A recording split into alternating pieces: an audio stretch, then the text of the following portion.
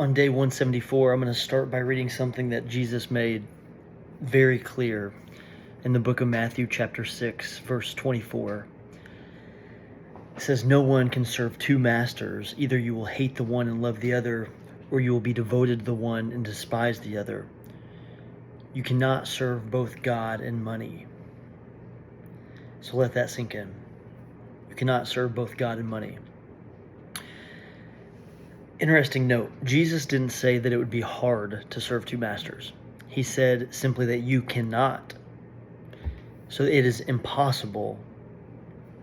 So try as we might, sooner or later, one is going to demand what the other cannot allow.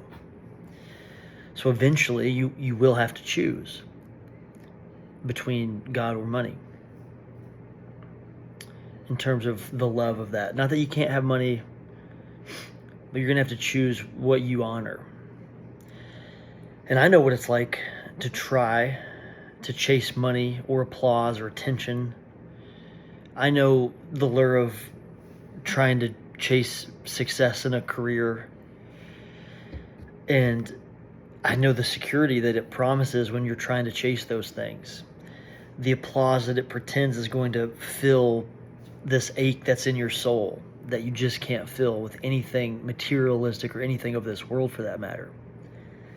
But it just never truly satisfies. And you see this from people that are middle class or all the way up to billionaires.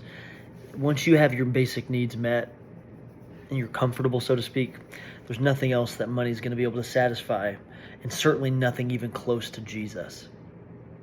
There's a song that I am so in love with right now by this guy named Josiah Queen. He's a Christian artist, and it's called Die a Beggar. I've been listening to it on repeat lately. I don't know how long it's been out, but it's really good. Check it out. It's called Die a Beggar. But I'm going to go through like a lot of lyrics in this song and relate it to this verse in Matthew chapter 6, verse 24 that we read about God and money. So the first part of this song, it says, "You can't love your money and also love the Lord. I've tried before and I'll die before I try again." Man, that's good. I'm going to read it one more time. "You can't love your money and also love the Lord. I've tried before. I'll die before I try again." That lyric hits hard. It's true. I've been there, man. I've chased it. I've flirted with the idea that somehow I could balance both God and money in my past. Like that I could love my Savior on Sunday and then serve myself and my own greedy ambitions the rest of the week. But what is that? If you truly live that pattern, that is a life divided. And a divided life is a dying one. Again, not that, and I'm going to tie this all together, but it's not that we can't be passionate and that we can't try to be fairly compensated for the goodness that we're doing on this earth. We absolutely can, we should. But we all know when it gets out of balance, and there's some habits that I've gotten into in my past that were not conducive to placing God over money. It was placing money over God. And I totally agree with the first part of that song and can resonate that it is a dying life if you're trying to pursue money over God. You could say you love God, but if your actions are pursuing money over Him, like if that's what's really being manifest in your life, you're in the fast lane and you're about to crash, my friend. It's true. So the second lyric of that song, after what I just read, it says, you can't gain fame and it ever satisfy. I've done and tried, and it numbed me right down to my bones."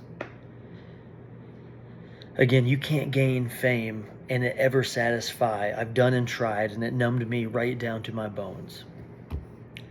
So this world that we live in, it can offer you money or fame or clout. And not that I have ever tried or wanted to be even remotely famous. I'm certainly not. But I know there's a lot of people that, not even fame that people chase, but attention is what I resonate with. There's so many people on Instagram or Facebook that they're just trying to be seen.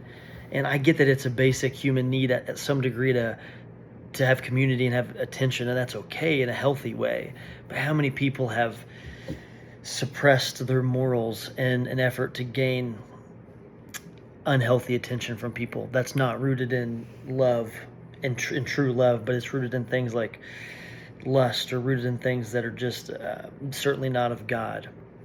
I've seen it so many times, especially my generation with social media. It's one of the reasons I've got off all of it a couple years ago. But again, it says, I've done and tried, and it numbed me right down to my core. So when you're facing these temptations of trying to be noticed and trying to get attention, or in this guy's case, he's a relatively famous artist. I'm sure he was chasing fame and money at one point, and now he's a Christian artist, and that's a beautiful transition into that genre of music.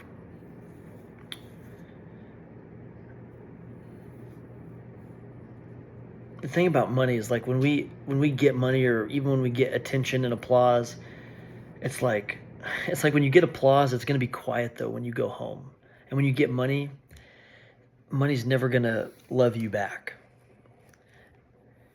And when you chase these highs and these immediate gratifications of attention and money, like the come down, the dopamine, once it washes away, you're going to come down so much lower than you were before. It's just not sustainable. It's not built to last. But Jesus doesn't numb us. Jesus is reviving. Jesus doesn't demand that we perform for love. Whereas when you chase money, you're going to have some sort of performance or action. Or if you chase applause, there's going to have to be some performance or action. But Jesus doesn't ask any of that for us. He died so simply that we could receive love. So the question, I think, for us in our lives are like, what are we holding on to currently that you think is going to satisfy you? And what ship in your life do you need to burn today? Or what bridge in your life do you need to burn today? Because in a later quote in the song of Die a Beggar, I love this. It says, I'd rather die a beggar than to beg at heaven's gates. Pack the car and burn the bridges. I didn't need them anyways. I'd rather die a beggar than to beg at heaven's gates. Pack the car and burn the bridges. I didn't need them anyways. Like, what are you willing? When I say burn the bridges, not to be rude to people, but to cut off relationships that are not healthy or not reciprocated, or that are not rooted in God or in God's will for you, or that burn the ships that I already alluded to.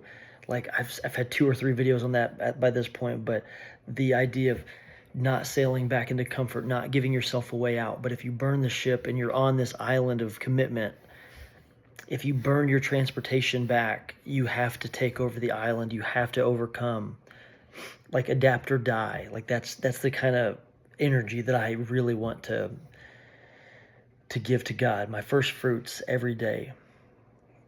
I just think some people, especially in this casual Christianity, when we're living in the USA and a lot of basic needs are met, and you feel like you can be your own God. The problem is, like, a lot of people are standing with one foot in the kingdom and one foot in the world, when we're actually supposed to live in the world but not of the world.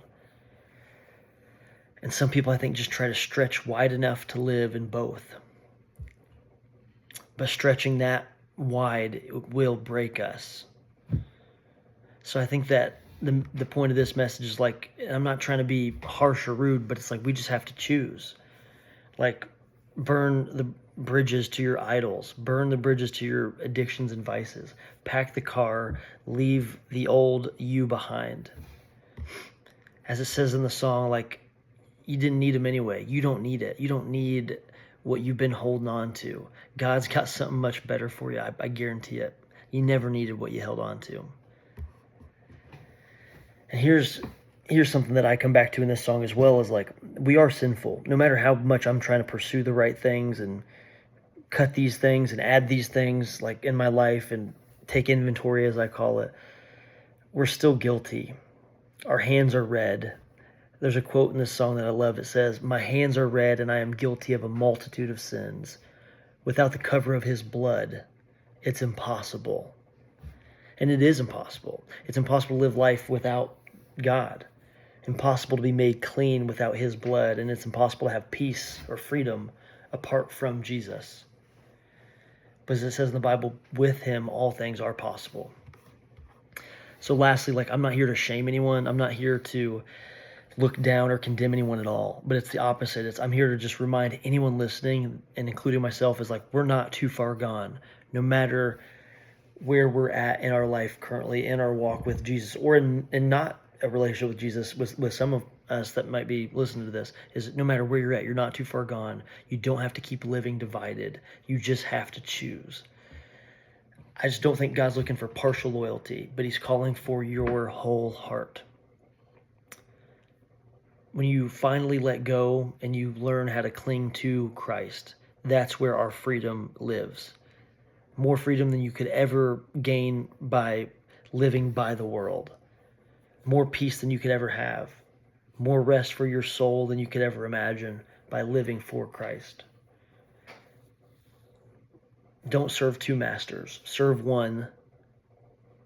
And I highly encourage anyone, serve the master that bled for you, the one that calls you his, the one that satisfies every longing, and the one that's built to last, and not the one that is money that comes and goes, that you have to produce for. It's impossible to serve both. And it's also impossible for God to fail you, so serve him. That's day 174.